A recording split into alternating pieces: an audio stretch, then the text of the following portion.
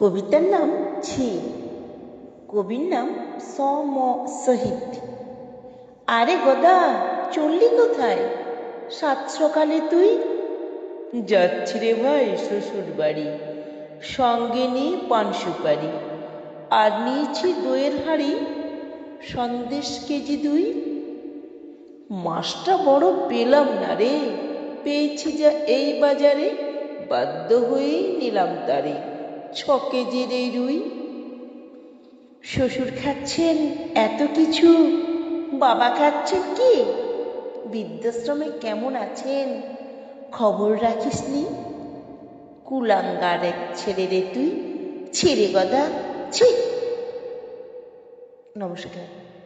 কবিতাটি ভালো লাগলে লাইক করবেন এবং কেমন লাগলো তা কমেন্টে লিখে জানাবেন। আবার এরকম কবিতা শোনার জন্য চ্যানেলটিকে সাবস্ক্রাইব